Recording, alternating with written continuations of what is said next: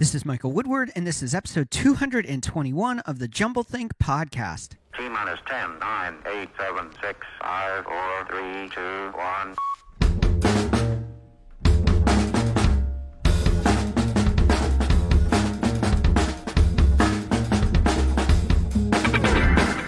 Welcome to Jumblethink, where we interview amazing entrepreneurs about their journey of turning dreams and ideas into reality. Along the way, we're going to share some tips on how you can turn your own dreams and ideas into reality too. Our guest on today's episode is Beth Guckenberger. More about Beth in a moment. Whether you're new to the Jumblethink podcast or a longtime listener, I want to encourage you to head on over to your favorite place to listen to podcasts, look up the Jumblethink podcast, and subscribe to the show. If you like listening to your podcast on Apple Podcasts or iTunes, it's easy to do. Jumblethink.com/iTunes. That's jumblethink.com/iTunes. It will take you right to the app, right to where you can subscribe. While you're there, leave us a rating and review. Let others know what you think of the show, too.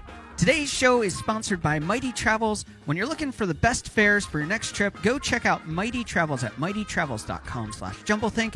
And today's episode is also sponsored by our friends over at opportunityinchina.com. They're helping people connect with learning and teaching opportunities in Asia. Now let's jump into today's conversation. Hey there, welcome to Jumblethink. My name is Michael Woodward. I am your host. We have a great episode lined up for you today with Beth Guckenberger. Now you may be wondering, who is Beth Guckenberger? Beth and her husband, Todd, live with their family in Cincinnati, Ohio, where they serve as co-executive directors of Back to Back Ministries. After graduating from Indiana University, the Guckenbergers moved to Monterrey, Mexico, where they lived for 15 years. Between biological, foster, and adopted children, they have raised 10 children. Beth is the author of 8 books, including adult and children's titles. She travels and speaks regularly at conferences, youth gatherings, and church services. Her style is based on storytelling, and she draws from her vast field experience as a missionary, Bible teacher, and parent for illustrations of biblical concepts. Beth, thanks so much for taking time to be with us today. Thanks, Michael, for having me. I'm looking forward to it. Now, I've watched a whole bunch of videos, read through your website, and so much more to kind of get an idea of who you are, what you're doing. I love your story. So tell us a little bit about your story of finding mission and purpose, which is what defines and drives you forward today.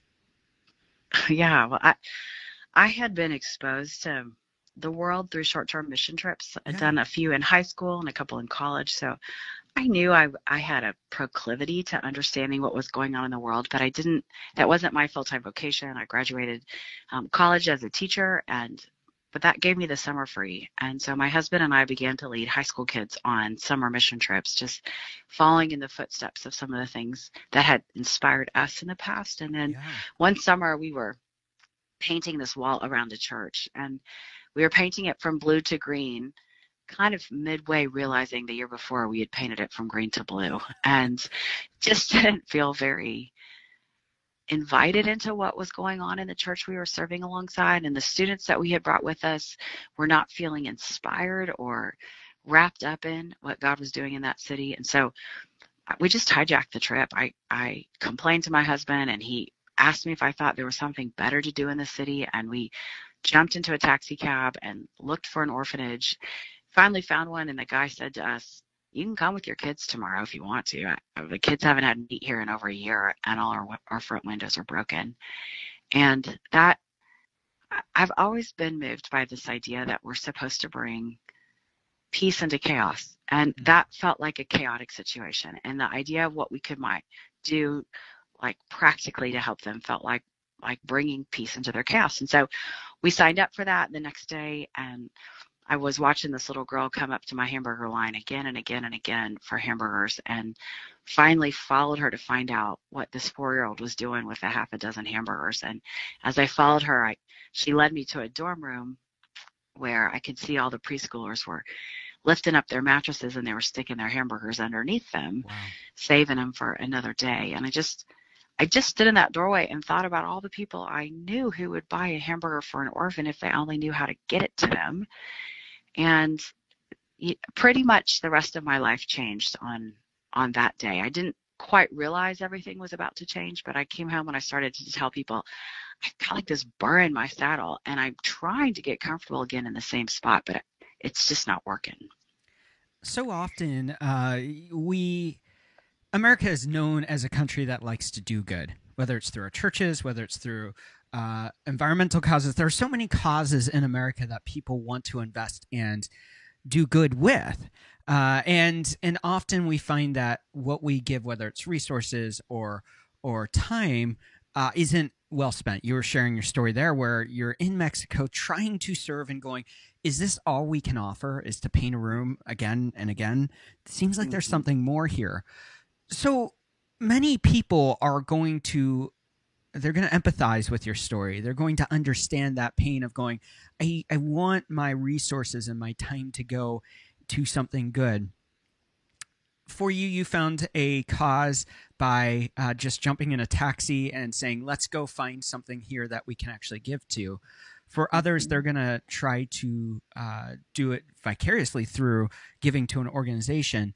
Tell us about your organization and different ways to engage in what you're doing. Yeah. So after we got back home that year, we were living as double income and no kids. So we today have 10 children. That feels like a long time ago. Wow. But we lived with more money than we needed. And so we saved 1 year of our salaries of one of ours. And the following year, we moved back to Mexico with that savings account and started an organization called Back to Back Ministries, which is today works in holistic orphan care in several countries around the world. What does that mean, holistic orphan care? Yeah, in the beginning, all we did was meet physical needs because that's all we could see. Like these kids need vaccinated, or they need protein during their day, or they need a roof over their heads. But over time, we realized that meeting physical needs alone was not going to stop the cycle, wasn't going to solve the problem. It made us all feel good. But at the end of the day, those kids were going to grow up and repeat the cycle that they had been born into. And we needed to create solutions and interventions that would actually change trajectory in kids' lives. So the next step we added was education. We thought if we could get a child from a hard place or an orphan child all the way through like a bachelor's degree, surely that in these impoverished nations would be a game changer for that child. So we started to take kids through private education and all the way through college and began to graduate our first orphans. And it felt really exciting. I can remember meeting with the Mexican president and talking about it with him. But one of our first graduates, I remember he had an engineering degree, and he came to our house for dinner about 6 weeks after he started his job, and he told us he was going to quit. I'm like, why are you going to quit? And he's like, well, there's this guy who follows me around all the time, and he's driving me crazy. He's always telling me what to do. Wow. And my husband said to him, is he your boss? And he's like, yes, I can't stand it. And we looked at each other and realized we had actually graduated a well-educated emotional train wreck. And we hadn't adequately helped him deal with issues with men and authority and the trauma in his background. So then we added an emotional healing component of it. And we started nurture groups and individual counseling and group therapy. And finally, in most of the orphanages around the world, those little orphanages function like little mini societies. They're kind of a little bubble in and of themselves. And then you release those individuals as adults into the community, and they don't know how to pay their taxes or ask for health care or involve themselves in a faith community. So today, when we talk about holistic orphan care, we're meeting the needs of kids spiritually, physically, educationally, emotionally, and socially, so that when they leave their time with us, they're poised and ready to be community leaders. I mean, they have some of the most extraordinary resiliency at this point that there's really nothing they can't do if they want to. Wow. And I think that if I'm catching this right, when I was looking at your website, you call it the 5-point child development model. Yeah, that's exactly right. That's very cool. And I'm also quick to say, hey, if in 5 years you interview me and I'm still talking about the 5-point child development model, like you should just stop the interview, because there's probably a 7-point child development model that we just haven't figured out yet. Every bit of development has happened because we've been students and said, this is what's working, but not enough. This is not enough. We want true transformation so that these kids have children who later cannot believe their parents' stories because their life is so different than the way that their parent grew up. So we're still striving, definitely still trying to figure out all the best practices. Yeah, and we're all about the stories of ideas, and we usually focus on that from an entrepreneurial standpoint. But one of the things that I love that you said right there is that in a couple years, if we were to interview again and it was still the 5 point, then we're probably doing something wrong. So tell us a little bit about the journey of the awareness of the need and being able to see what's going on so that you can morph the idea to serve these orphans in a better way and to effectively help them become all they were created to become. Yeah, I think the first roadblock, we definitely were considering ourselves entrepreneurs because we were creating right in front of us and then seeing in real time what was working and wasn't working and needing to have the agility to then, adjust dollars or staffing or programming or resources or training or whatever. And I think one of the first big lessons we learned is that we could spend, just for the sake of an example, $1,000 and feed on a Saturday, 1,000 kids and be able to advertise that we're touching the lives of 1,000 children. Yeah. And for $1 a day, you can help us do the same thing. But we weren't actually creating any kind of transformation. We were just having a touch point with them, which touch points have value in and of themselves, but that was never our mission, was to just touch base with kids. Our mission has always been transformation. And so when we realized, gosh, to actually find a transformation effective, we're going to need to spend $1,000 on probably like 10 kids or maybe even less than that. Yeah.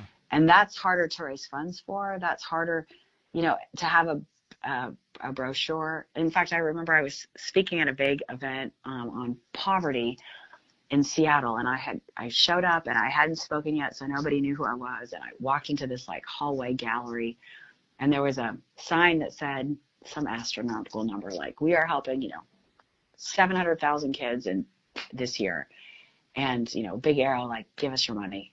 And then next to it was an organization called Hands and Feet that works in Haiti. Yeah. And I had heard of them, and they said their sign said, helping to love well 140 children in 2016, I think it was. And I walked up to them and wrote them a check. I said, even though your little 140 sign kind of pales in comparison to their $700,000 sign, 700,000 people, I believe that you are doing effective work with that number, and those are dollars better spent. But it takes a long time to adjust the mind of a donor or a foundation that spending the money in a deeper way versus a wider way is ultimately more effective in this particular kind of work. Yeah, absolutely. So for you, in this journey of discovering a need, filling the need, and morphing and growing the ministry to serve better, how are you personally finding purpose in what you do? Yeah, I think a lot of times people ask, like, the follow-up to that question is, where do you see yourself in 5 years? Like, can you imagine the purpose and vision that you have today propelling you forward into, whatever you see? And I have always said that I think, although I could come up with crazy numbers, like I'm hoping that, we'll be in 100 countries helping 100 million children with $100 billion. Like, I could come up with any number. The purpose I find is really listening and taking the next step and feeling like this is the roadblock today, or this is the catalyst problem today, or this is the need I see today. And I'm going to be relentless in not letting that stop us. Like, there is a way around it. So we do a lot of trauma training, and we train people that kids who hit the roadblock in their life, the emotional roadblock that says there's something in my life I do not like and I cannot change. Yeah. But if we can help them get around that, I don't like this and I can't change it, then we begin to help them exercise their resiliency muscles, which will take them far in life. If they get hung up on, I don't like this and I can't change it, then they stunt their emotional growth, and they stay the emotional age of wherever they are whenever they confronted that thing. In the same way, as an entrepreneur, as an organizational leader, there are things I don't like and I can't change. Yeah. I don't like certain, like, we work in Nigeria, and the conflict going into Nigeria, I can't do anything about and I don't like. Yeah. But instead of saying, therefore I'm going to throw up my hands and we can't we can't do anything. We can't help the kids in Nigeria because of all these obstacles. It's like there are workable solutions, and I find great purpose in and we're not going to relent until we figure out the way around whatever it is that wants to stop us. For you, you obviously encounter challenge all the time, whether it's Nigeria and the situations going on there, whether it's resources. But what is the big challenge that you're working to overcome in what you're building? Our greatest resource is people by far. We need people. We need to get safe adults in the lives of kids. But that's also our greatest challenge, because to find high quality people who are typically college educated in these developing nations and are willing to work at a nonprofit. And frankly, the work is really hard. It's not like you can see productivity increase quarter by quarter. It's like you may invest a lot in a child, and then that child may, make a decision or have a setback or run away or whatever. It's the kind of work that you don't always, it's very rewarding, but you don't always get to see results. Or the kind of results you can measure on a spreadsheet. And so I think the biggest challenge we have is finding the right people and keeping them in their roles over a long length of time, because the longer somebody stays in a role, the better off for that child that consistency and permanency is. You are constantly dreaming of new ways to grow and do things. I can tell it from your story, both checking out what you're doing on the website. What's the next big dream that you guys have for what you want to do? That's a great question. I mean, the two of the dreams that we've been working on, one of them is, so we worked a long time without really understanding that emotional piece, the impact of trauma. And so we hired some unbelievable experts who've been working in research and trauma for over 40 years. They helped us create some curriculum, and we began training our staff initially. We had about 300 staff in this curriculum, and watching it begin to, have light bulbs and unlock kind of puzzles that had been happening in people's lives. And then we started to get requests for that trauma training. So we started to go and give live trainings to peer organizations like ours and saying, this is where we're finding success, and try this and see that. And today we are now doing training all over the world, and it's requiring a collaboration, which is probably my next real dream, is to watch organizations come together in a way that, who cares about the logo, who cares about credit, let's collaborate for the greater good of vulnerable children around the world. So we're trying to, partner alongside of other organizations and give stuff away and share best practices and learn from where they have learned that we haven't gone yet. And that coming together of organizations. So in the last 25 years that we've been involved in this field, I'd say the last 5 to 10 years, we've seen exponential movement in that area. And that's a way we want to keep riding. That's very exciting. Super, super cool. We will be right back with Beth Guckenberger to go deeper into the story of Back to Back Ministries, what they're doing, and how you can get involved. Today's show is being sponsored by our friends over at MightyTravels.com. Here is a little bit more about them. I don't know about you, but I love to travel. I just don't like looking through all the websites to find the right fares to the right locations that I want to travel to.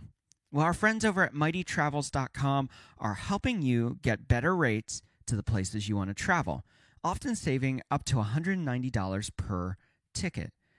You should check out MightyTravels.com/JumbleThink to learn more about how you can use their service to get the right trips booked for you at incredible rates. So swing on over, check it out, MightyTravels.com/JumbleThink. Today's show is also sponsored by our friends over at OpportunityInChina.com. Here's a little bit more about them.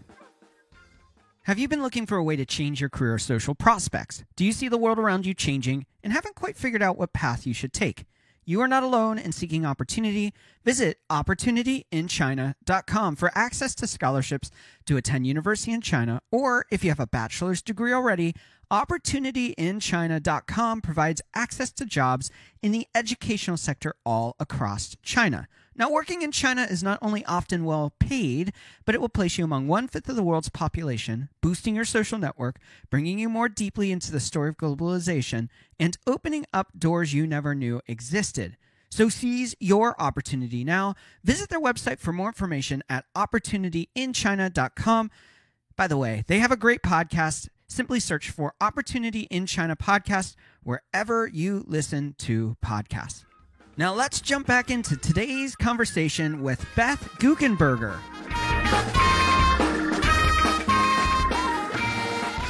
We are back with Beth Guckenberger. Beth, I know that you have some great information that people can connect with, learn a little bit more about what you're doing, and how they can connect. So how can they find and connect with you? Yeah, absolutely. Probably the easiest way is to get on the website, which is back2back.org. Back2back.org, they can find out about child sponsorship or short-term mission trips, or they can write me directly with questions they may have. That's probably the easiest way. Of course, I'm on all the social media outlets, and I have a website, BethGuckenberger.com, but probably the easiest way is for folks to find me on back2back.org. Super cool. All right, so one of the quotes that was on your website that I loved it. I thought that it was a new perspective on something we talk about a lot. You said, courage is the byproduct of faith. So talk to us a little bit about how courage and faith and overcoming fear all go hand in hand when you're trying to do big things to change the world. Oh, man, I think someone just asked me if I could sum up my life motto, what would it be? And I started to say the word yes, because I think that's how big dreams happen, where you say yes first, and then you kind of figure out how it is that you're going to get it, whatever it is you just agreed to, done. But there's this little word in Hebrew that I can't stop thinking about this year. The word is Haneni, and it's translated in English as here I am, but really it means whatever it is you're about to ask of me, I'm already in agreement of it. And it's found in the Old Testament of the Bible a bunch of different times. And I think that for me, Haneni is this idea of like, I'm in it. I want it. The answer is yes. And that swells courage in me. Courage doesn't come from like experience. It doesn't come from other people's opinions.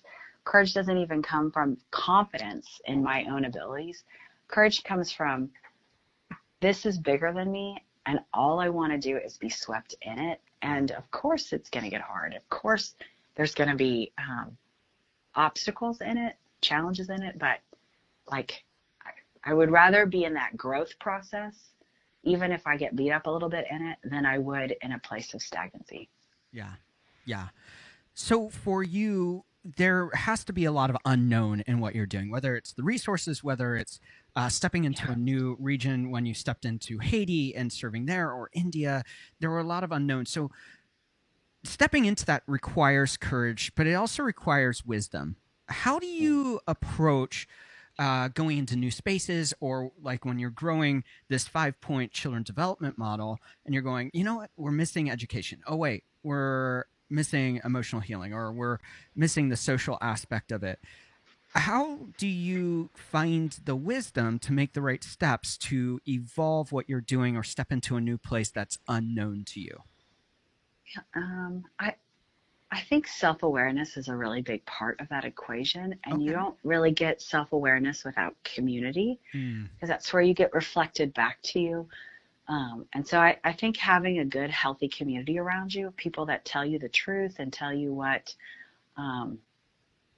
that aren't afraid to challenge you or to let you know you're almost there, but you're not quite there, or you've missed the mark, or you're kind of over-promising and under-delivering, or whatever the feedback needs to be. Like, I think that self-awareness and community is a really important part of acquiring wisdom. Otherwise, it's just too easy to believe our own smoke. You know, it's too easy to let ourselves off the hook. And so I always encourage people who are pursuing a dream, especially if they're the tip of the spear part of that equation, to make sure they have good people around them that continue to grow their self-awareness. That's so good. And we always say, isolation is the death march of entrepreneurship, but really in any endeavor, isolation is always going to set you up for failure.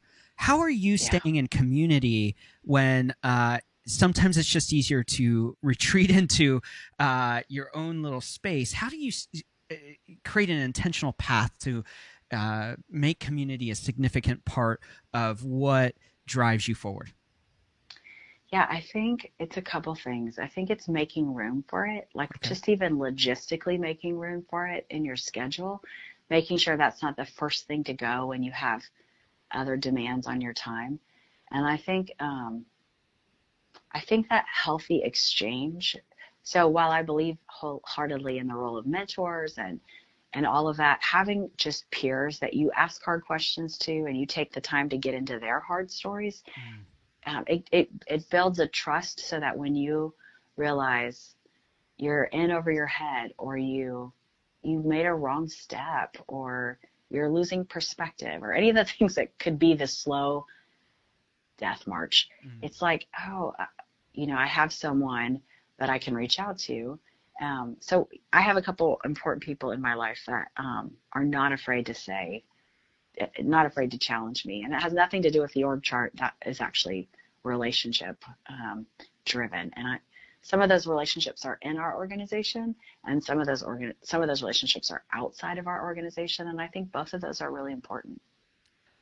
I have had the opportunity to go to some incredible places and work with orphans throughout the years, through churches that I've been a part of, and through some YWAM Mm-hmm. and engagement and some other things like that. So much of this is out of sight, out of mind. Every once in a while, and in the last couple of years, it's been more on the forefront as we talk about child slavery more in popular culture, as we talk about sex trade or drug trafficking. Some of these topics are starting to be a little bit more on our united conscious in the United States, but still, Mm-hmm. so much of it's out of sight, out of mind. If you Mm-hmm. weren't doing what you're doing today, if other organizations weren't doing similar things to what you're doing, Mm-hmm. what would happen to these kids? Hmm. Well, I like to say that I think it's really tempting to talk about what man isn't doing. In fact, I could raise a bunch of money if I showed pictures of kids with bloated bellies and flies on their faces, and I could say, in this region, there is literally no intervention, and this is Wow. what people look like, and we need to go there. But I think the reaction from that tends to be kind of short-lived and guilt-driven. Yeah. I think it's much more powerful to say, in this region of the world, this is what intervention is looking like, and these are the results of it. And now let's all be compelled by that and swept up into it. So I mean, of course, without intervention, um, there's all kinds of hard that happens. Yeah. Beautiful. There's some incredible research that talks about how the presence of even one safe adult in the life of a child from a hard place can change their trajectory. So intervention doesn't always have to look like complexity. It's just sometimes calling people to look towards the needs in their community that are outside of their own and engage. Engagement can be as simple as mentoring, child sponsorship, coaching, or as complex as, foster care and adoption and house parenting and all of that. But just reaching out. I mean, just doing for one person what you wish you could do for all of them. In fact, the World Health Organization, the CDC, and the UN came out with a report last year that says of the 2 billion children that are on the planet today, 50% of them have experienced trauma. So Yeah. it's like 1 billion children on the planet that need someone to intersect with their day. And so that's the call. Just can we all look at needs that are outside of our own? You've written 8 books. Start with Amen, Tales of the Not Forgotten, Reckless Faith, Tales of the Never Alone, Tales of the Ones He Won't Let Go, Tales of the Defended Ones, Relentless Hope. I'm sure I'm missing a few there, of course. That's okay. Tell us a little bit about how you choose the topics and what your books are about.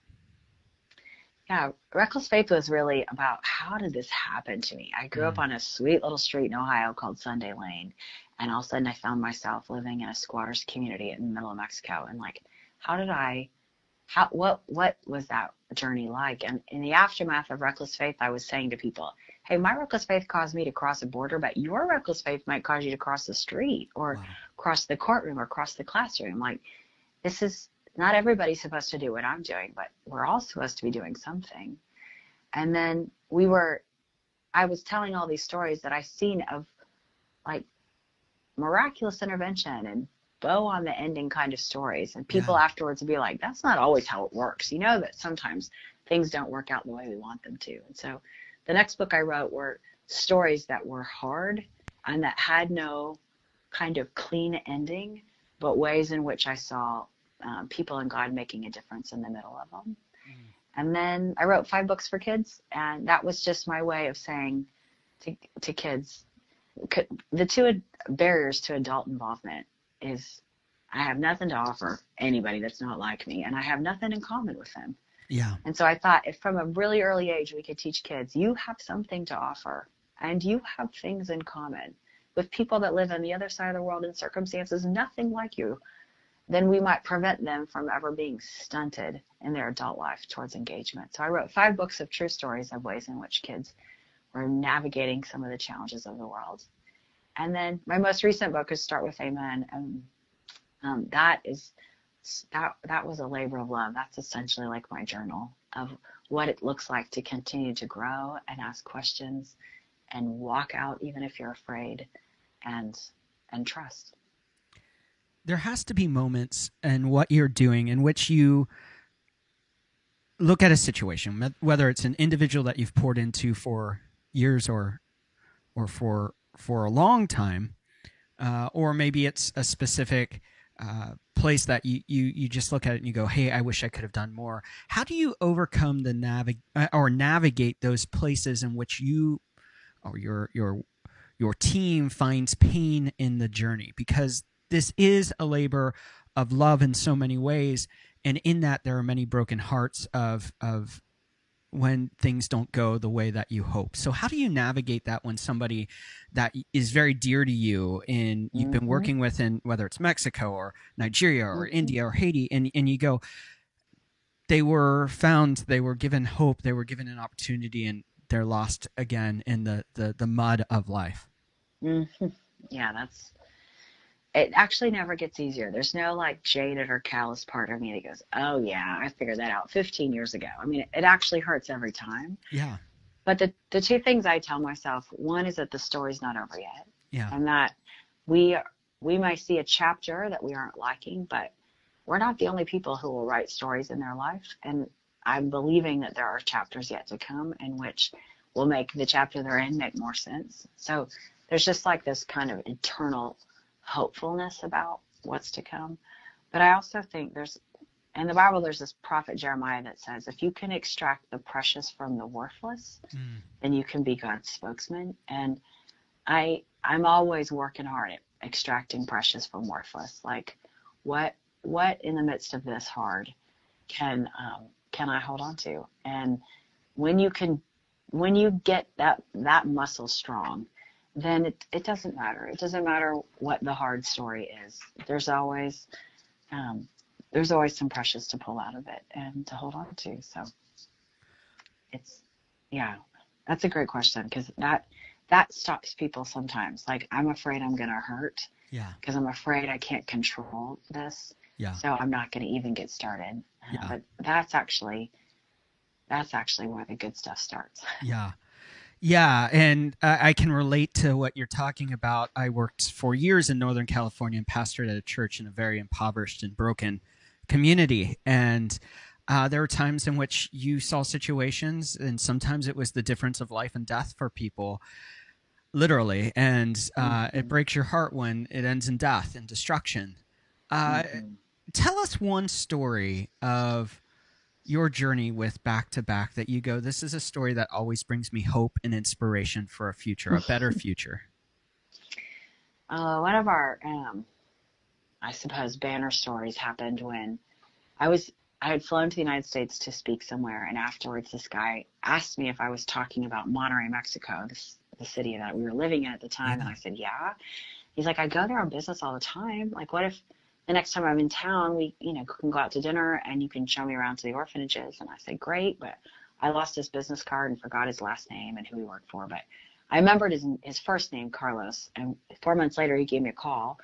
And I remembered who he was. And we made arrangements after his work day to go down and pick him up. And then we were going to show him around to the orphanages. But when I hung up from him, my husband was like, who is that? And I'm like, his name's Carlos. And he's like, oh, Carlos who? And I'm like, I forget his name, but it's okay. We'll figure it out tonight. And it's like, oh, what's he doing here on business? And I'm like, I forget his business and I lost his card. And he's like, so you pretty much made arrangements for us to spend time with someone that you know nothing about. And I was like, yes, I did. And he said, I'm going to run down to the convention center where he was working that day this afternoon and check it all out before we go any farther. So yeah, my husband Todd went off to go do all of that. Meanwhile, one of the children's homes that we serve had run out of money and food for the day. And They didn't have any more food for dinner that night, and they didn't have any more money. And they should have called us. Like, that's the whole reason we were living there. Yeah.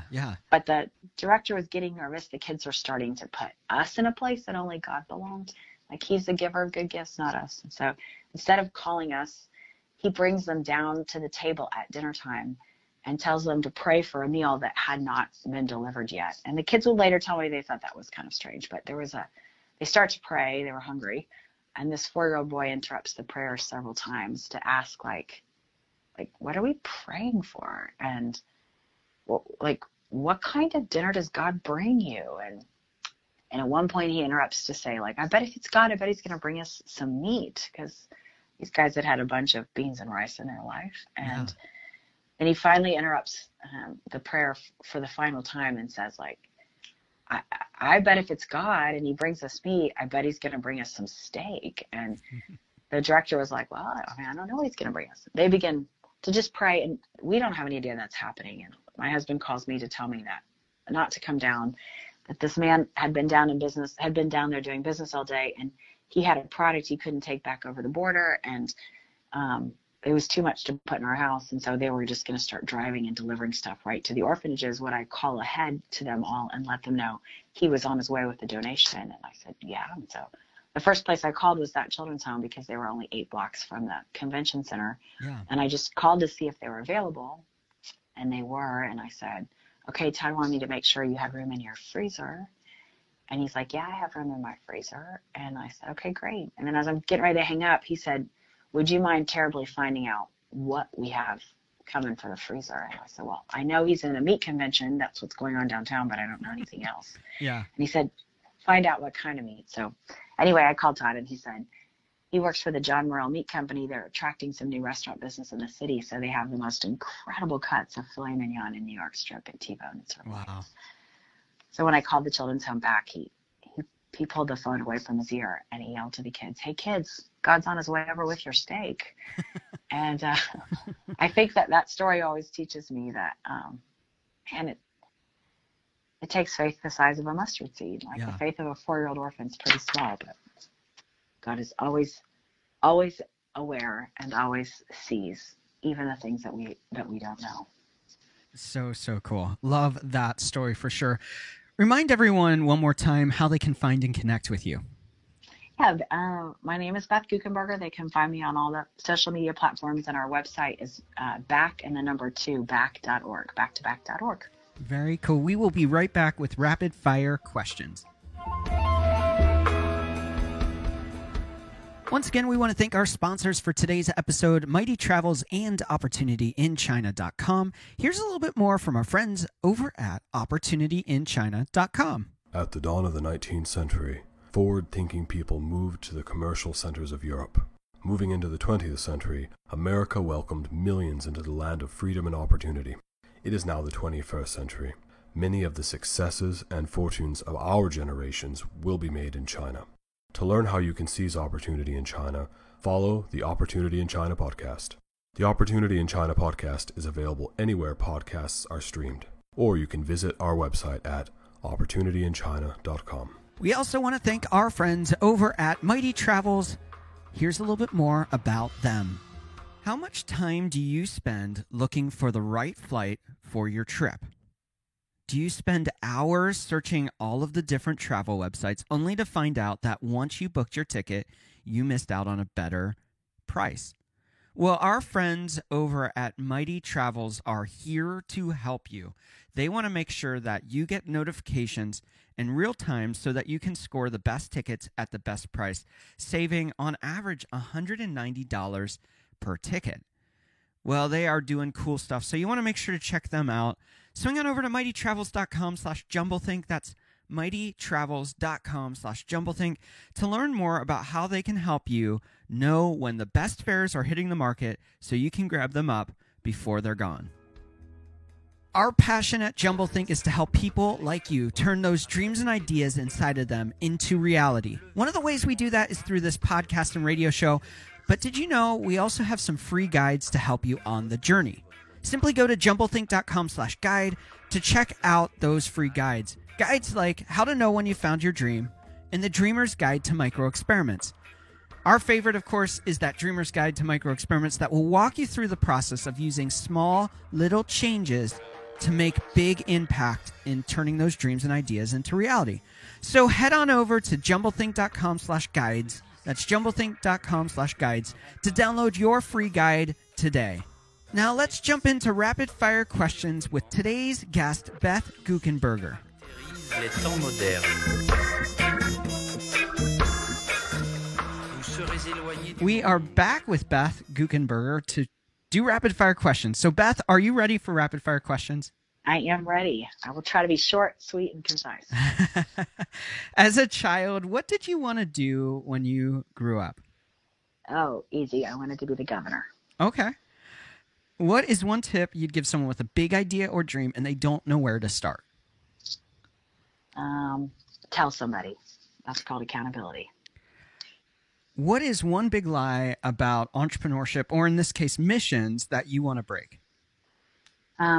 God will use any willing vessel. Any willing vessel. He doesn't care how old you are, what color you are, what your language is. He will use any willing vessel. What is one change that you'd like to see in the world? I'd like to see more conversation, more exchange, more listening. Maybe less talking at, more talking with. What do you want your legacy to be? That her superpower was love. What inspires you? Old people who've kept the faith. That's good. What is one book you think every dreamer or entrepreneur should read, and why? Oh, I suppose the Bible. Not to be cliche, but it is full of people who are ill-equipped, immature, underprepared, and God used them anyway. How do you define success? Obedience. What is one trend you are currently excited about? Collaboration. What is one habit that you find helpful in your life? Spending time with my husband every night, doing nothing besides being together. Nice. No co-working, no co-parenting, just hanging. What is one thing you wish you would have known when you started out? To give away as much as possible. In the beginning, when there was scarcity, it was about holding on. I wish I would have known right off the bat to start giving away. Wow. If you weren't doing what you're doing today, what do you think you'd be doing? Politics, no doubt. What is one dream you're still wanting to fulfill in your own life? I don't know the answer to that. Okay. I think every dream I have, I work in real time to try to make happen. So I don't know yet. I don't know the answer to that. That's the one I want to keep thinking about. Okay, very cool. Very, very cool. One thing we didn't talk about in this episode, and I wanted to wrap up with it, so that's why I saved it till the end, is that for me and for youth, faith is such a Christian faith in the journey of what we're creating. There are so many people that are wrestling with the struggle, the conflict of faith, whether it was because of hurt by a believer, whether it was feeling rejected by the church, whether it's not feeling like God sees or knows that they're there. What would you tell them in this journey of finding God, finding Christ in the mess of life, that for them, if they're struggling to find that, what would you tell them? I think that sometimes we assign disappointment to God, that really came through circumstances and people. And I had the same situation. I had a big spiritual bruise in my life when my father died at a young age, and I was mad at God for it when it really didn't have anything to do with God. So I think what I would encourage them to do is to search where their bruising is and to really try to identify if they've wrongly accused God for something that a person did, and then realize that really no matter what they're thinking and no matter what they've done, that God loves them. And when you kind of get your hands around that kind of unconditional love, faith just flows from it. Yeah, that's so good.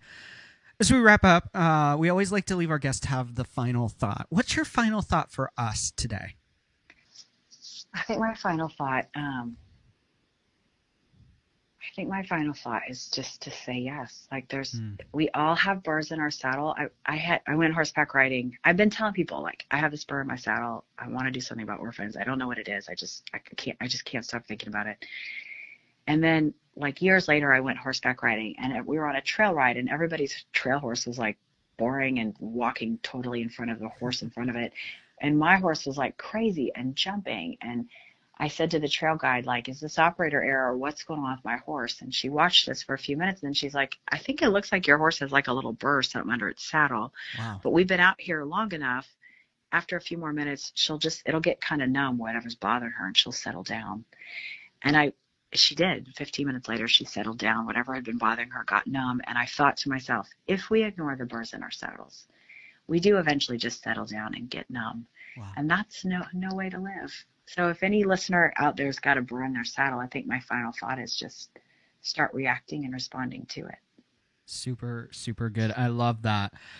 Beth, thanks so much for taking time out, being with us today, encouraging us to think past ourselves and really step into the mission God has given us to impact this world.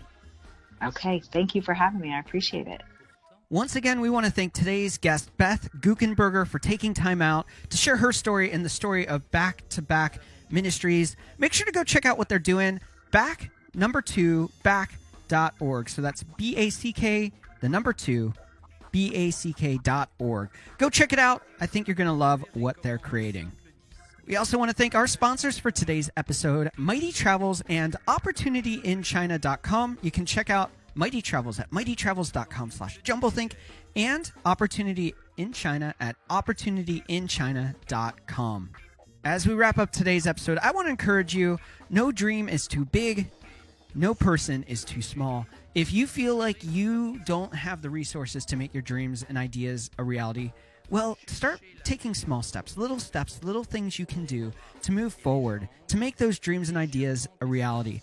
The world needs more people like Beth and her husband Todd that are going in and saying, hey, you know what? I see a need. I see someone that needs help, and we're going to make that difference. That person could be you too. So get out there and think about how you could be impacting those people around you, how you can be serving people in need, and how you can be loving well no matter the situation. And as always, get out there, chase those dreams and big ideas, and change the world around you. Les mères de famille, les enfants, peuvent également prendre un moment revitalisant. Dans quelques mois, lorsque vous aurez bien saisi la technique et que vous serez maître de votre corps, vous pourrez vous décontracter même en travaillant.